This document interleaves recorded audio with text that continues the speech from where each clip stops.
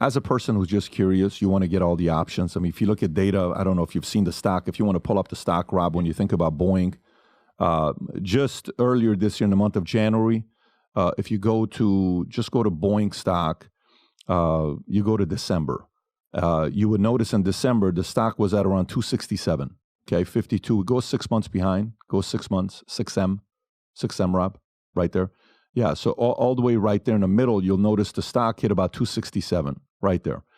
And then if you go to March 13th, keep going forward to March 13th, boom, couple days back, it hits 182, all the way down to 170. So if a stock goes from 267 to 170, that's a drop of $100. What's 100 on 267? It's probably around 40%. Yeah, it's about 38%. It drops 38%. So market cap, we're not talking $1 billion or $2 billion or $3 billion. We're talking about a $170 billion company, give or take, loses $60 billion, right? $50 billion, real money.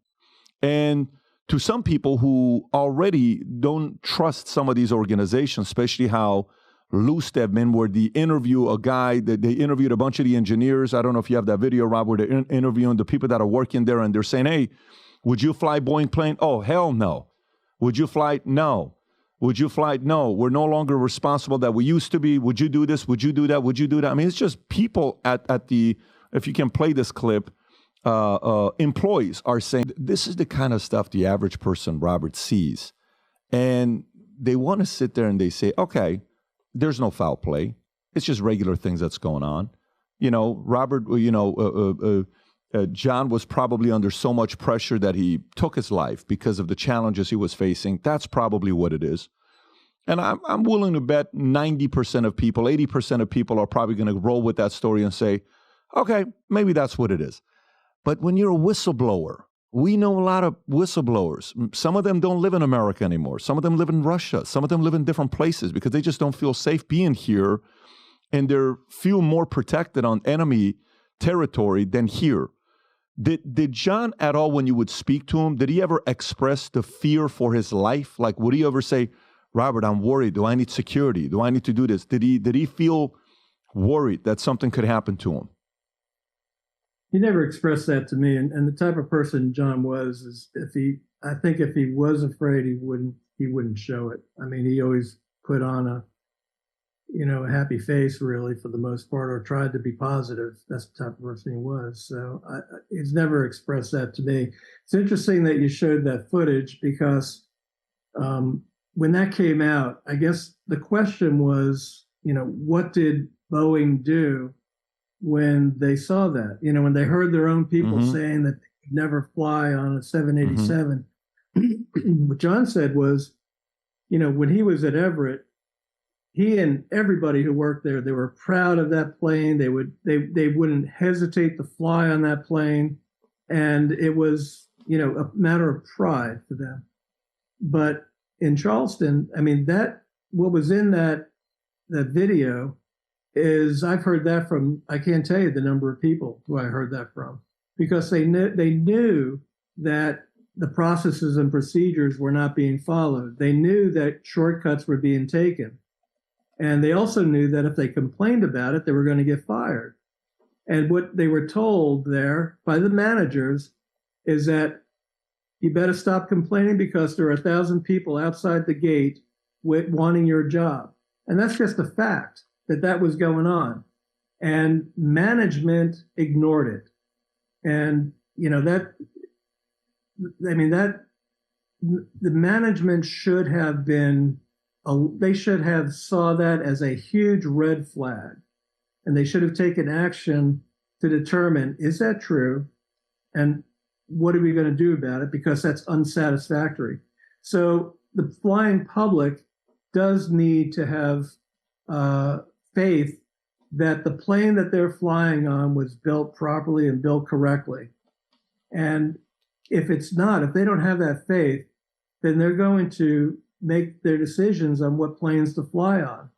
And I know a lot of people right now are choosing to fly other planes. And to be honest with you, I mean, it's not an unreasonable decision to make. I mean, when you have someone like Ed Pearson, who was a whistleblower on the 737, basically saying that when he found out that he was on a 737 MAX, he actually got off the plane and made other arrangements. That tells you something. So the Boeing of before, the old Boeing, once they heard of that, they would have been talking about that in the boardroom and said, we got a problem and we need to do something about it. The Boeing that we're seeing now is a Boeing that, well, what are we going to do to change that impression and what can we do to get the stock to go back up to where it was? Instead of what are we going to do to fix the problem? And that's what they need to do. They need to fix the problem. And John and I had many conversations about, what Boeing needs to do to fix the problem. And, the problem is that Boeing has never, in the last 20 years, Boeing has never gone to its own people and said, do we have a problem and what do we need to do to fix it? Because that would interfere with shareholder value. And so this Boeing right now they need to reorganize, and they need to prove to the public that quality and safety are top concern and really matter. And that's the only thing that's going to fix this company. Otherwise, I see this company going down. You see this company going down? If they don't fix their problem, I do. Do you trust, like today when you travel, do you check to see if it's Boeing or not? I do.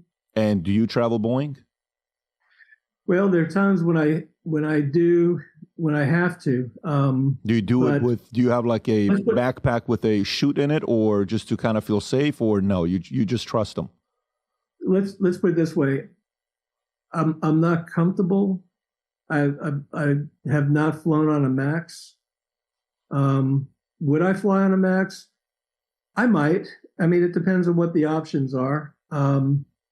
But I know a lot of people who won't. And I think that's of concern.